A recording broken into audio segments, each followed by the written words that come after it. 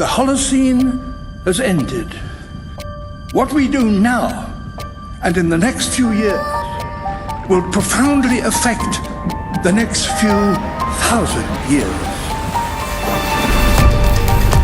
The only conditions modern humans have ever known so far are changing, and changing fast. Nothing stays the same on this planet. Everything changes. The Earth is going into one of these jumps, and you don't know what is going to be on the other side of those jumps. The Earth is always jumping.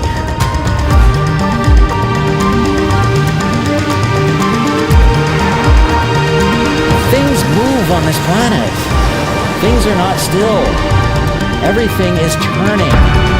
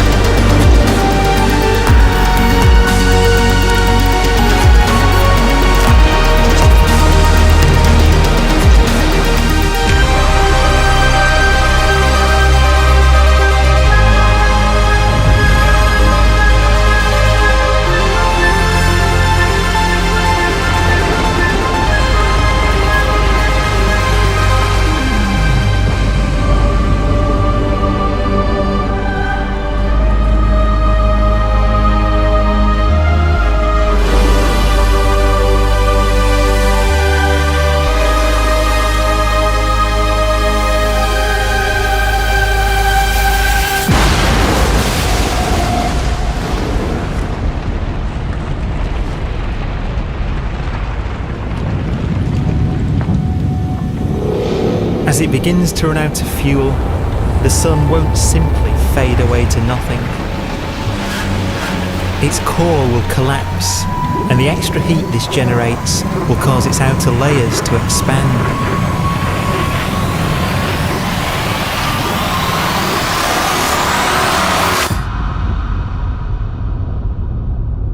The sun is now dead. Its remains slowly cooling in the freezing temperatures of deep space.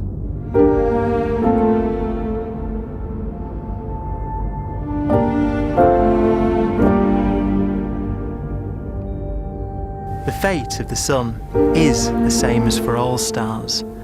One day they must all eventually die, and the cosmos will be plunged into eternal night. All stars eventually will run out of fuel. The temperature of the universe drops. The stars, one by one, in the night sky will turn off. And there'll be no more new stars created. And so that the universe will end not with a bang, but with a whimper. And not in fire, but in ice.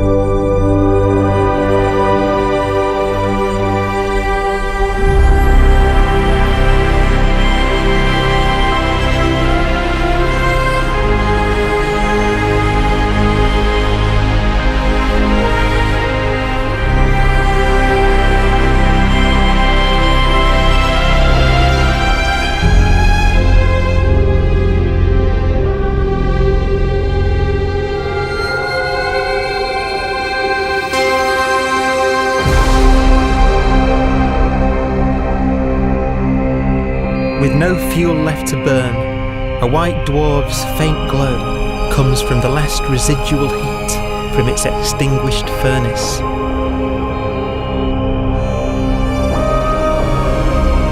Looking at it from where the Earth is now, it would only generate the same amount of light as the full moon on a clear night.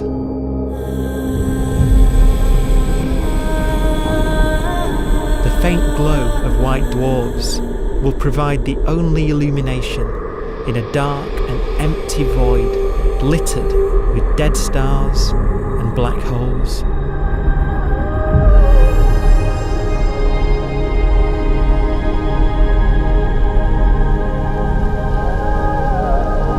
in some ways, it's kind of a ghost universe. It's the corpses, the zombie stars, that will take us into the future.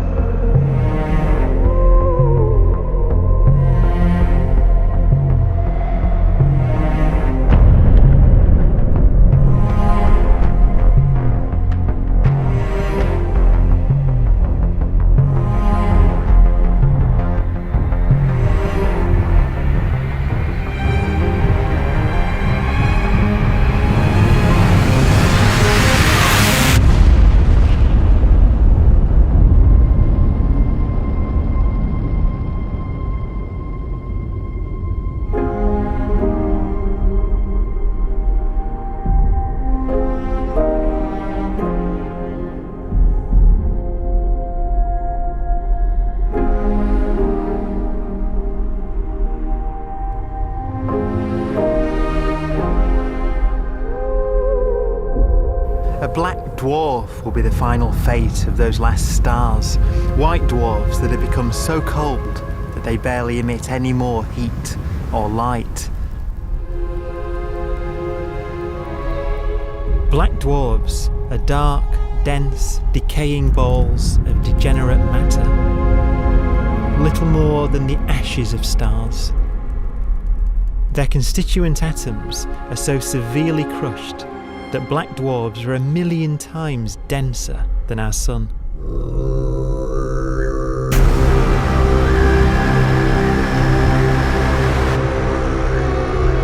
Stars take so long to reach this point. We believe there are currently no black dwarfs in the universe.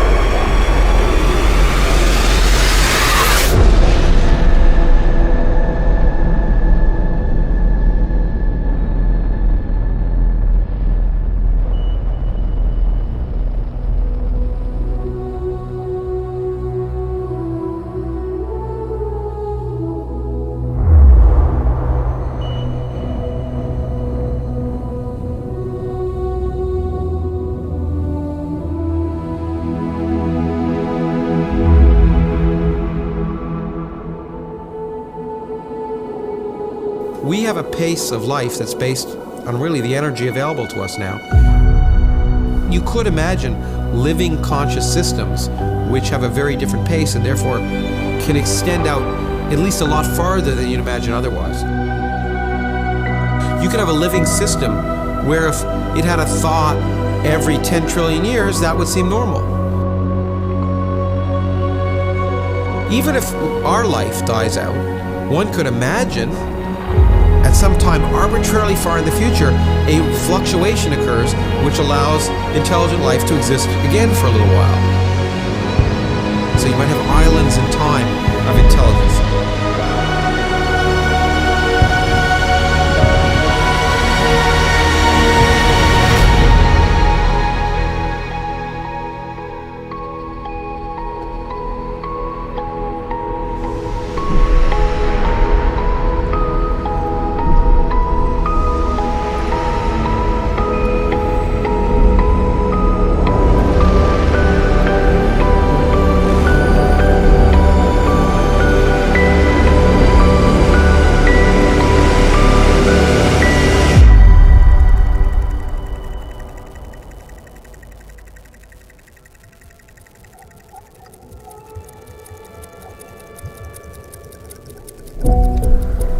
Proton, one of the fundamental building blocks of atomic matter, of what makes us up, can just spontaneously fall apart. Any material that evades the pull of a black hole eventually dies away as its protons disintegrate.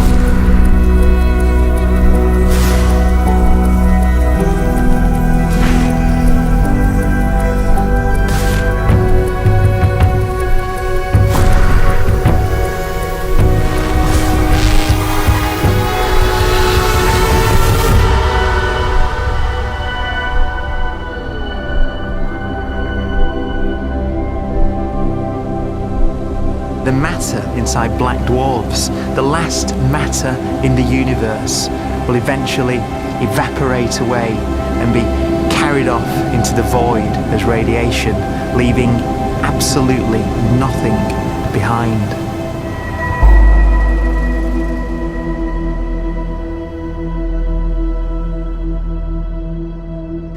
With the black dwarfs gone, there won't be a single atom of matter left. All that will remain of our once rich cosmos will be particles of light and black holes.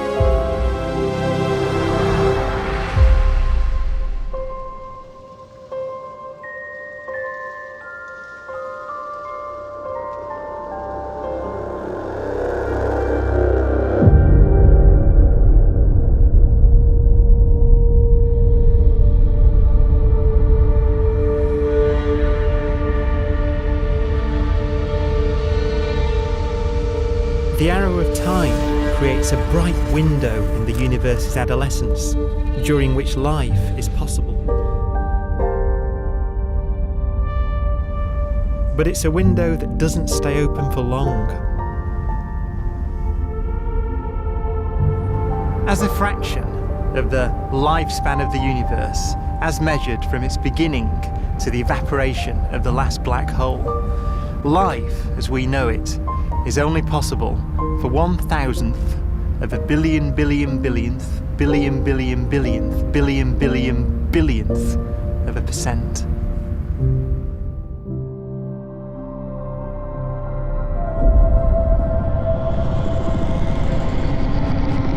Black holes become the fundamental building block of the universe. A galaxy will basically be a supermassive black hole in a center with smaller black holes orbiting it. Zombie galaxies filled with black holes continue to evolve. They'll eat each other and they'll get bigger, and maybe they'll fall into the supermassive black hole and it'll get bigger. The universe will still be an exciting, dynamic place. It's just that the timescales you're talking about are now trillions of years instead of thousands or millions of years.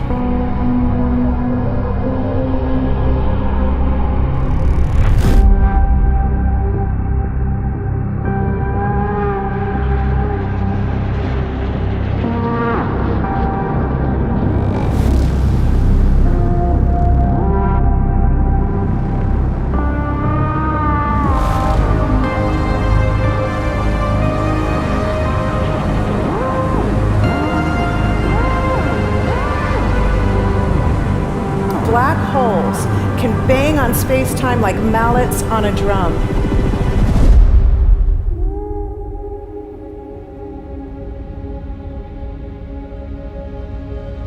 And they have a very characteristic song.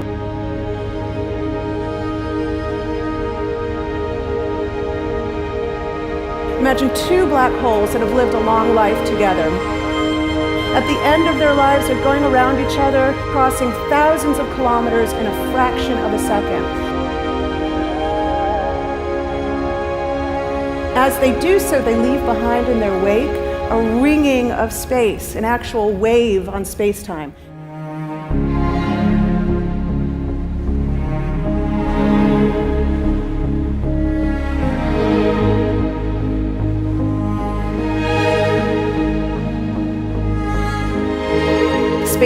squeezes and stretches as it emanates out from these black holes banging on the universe.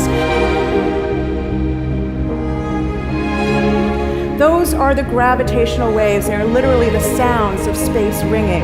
And they will travel out from these black holes at the speed of light as they ring down and coalesce to one spinning, quiet black hole.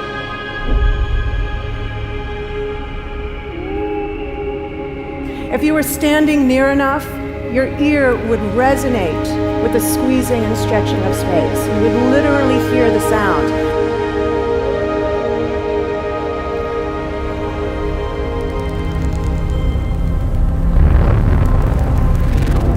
Imagine a lighter black hole falling into a very heavy black hole. The sound you're hearing is a light black hole banging on space each time it gets close.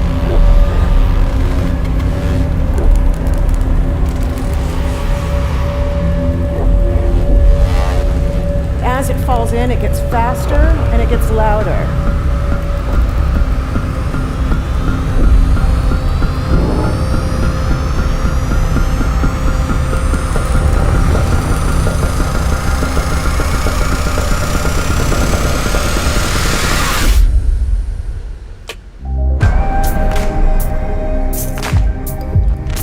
Scientists used to think black holes were immortal, but even these will one day die. Now we're talking about timescales of unimaginable length, quadrillions of years into the future. On that timescale, even the black holes begin to evaporate.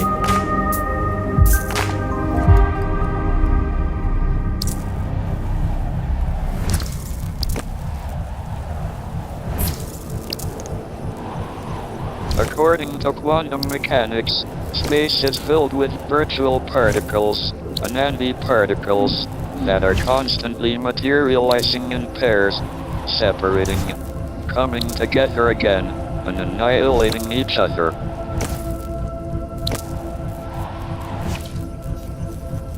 In the presence of a black hole, one member of a pair of virtual particles may fall into the hole, leaving the other member without a partner with which to annihilate.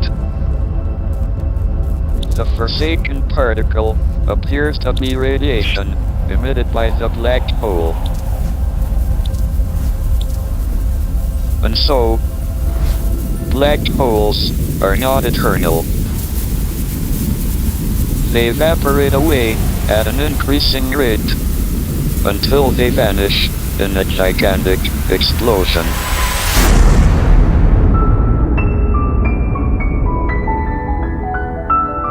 Quantum mechanics has allowed particles and radiation to escape from the ultimate prison, a black hole.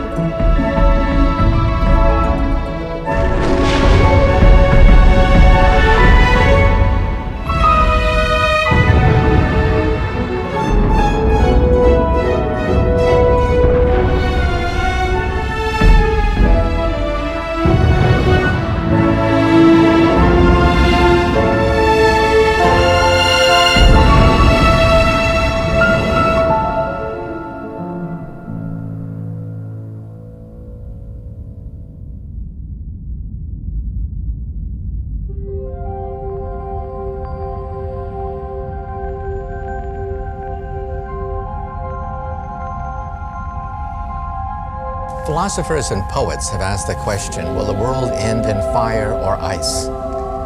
We can now give an answer. The latest evidence shows that the universe is not slowing down, but it's speeding up out of control. And the universe, we think, will die in ice. Trillions upon trillions of years from now. Empty space itself has energy. In every little cubic centimeter of space, whether or not there's stuff whether or not there's particles, matter, radiation, or whatever, there is still energy, even in the space itself. And this energy, according to Einstein, exerts a push on the universe. What is the weird stuff that's accelerating the universe? We call it dark energy. And this stuff is the dominant stuff of the universe. Almost 3/4 of the matter-energy content of the universe is this dark energy. And we don't know what it is. Dark energy, unlike matter or radiation, does not dilute away as the universe expands. This has crucial implications for what the universe is going to do in the future. So what will be the future of the universe? Well, if the dark energy remains dominant and repulsive, the universe will expand forever.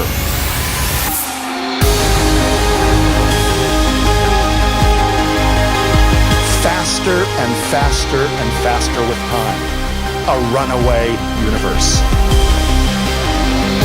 70% of the energy of the universe resides in empty space, and we don't understand why. But we do know what will happen. If that energy continues to be there, the universe will become cold and dark and empty. That's the future as it might be.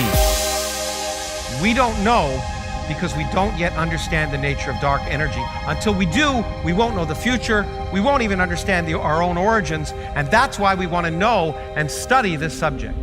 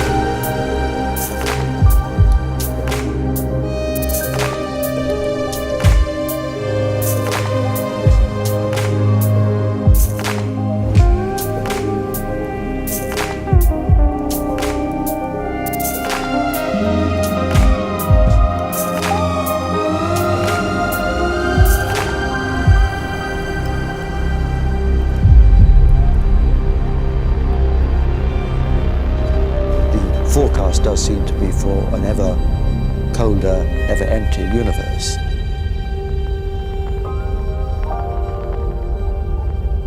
But then, of course, we have to ask, could that end lead to a new beginning? And there are ideas whereby what actually is the end of our universe could in some sense be linked to the beginning of a new one.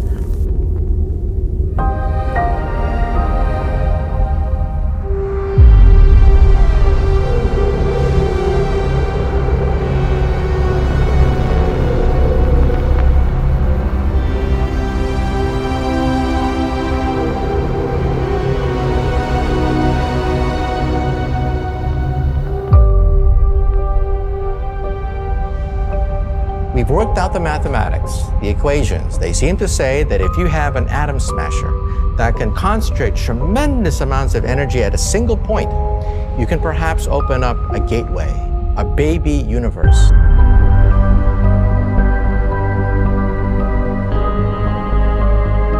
Facing the death of everything there is, this perhaps is their only possibility of escape. And this also raises a very intriguing possibility, sheer speculation of course, that perhaps any universe that has intelligent life in it will create baby universes, will create lifeboats, and proliferate child universes. So an evolution may take among universes in the multiverse. Survival of the fittest may take place.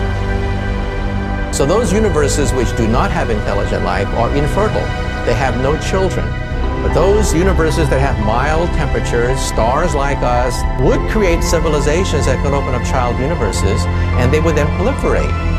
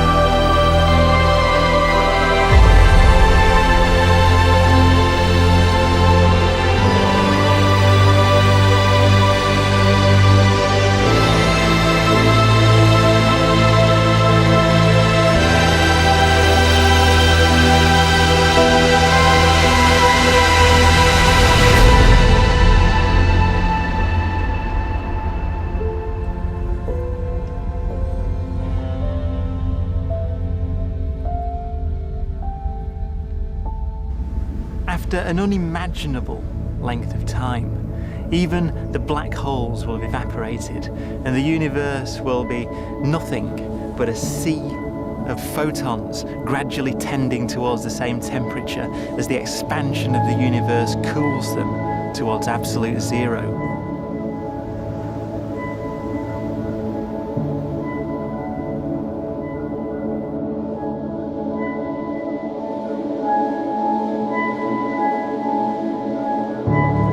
Once the very last remnants of the very last stars have finally decayed away to nothing, and everything reaches the same temperature, the story of the universe finally comes to an end. For the first time in its life, the universe will be permanent and unchanging. Entropy finally stops increasing because the cosmos cannot get any more disordered. Nothing happens, and it keeps not happening forever.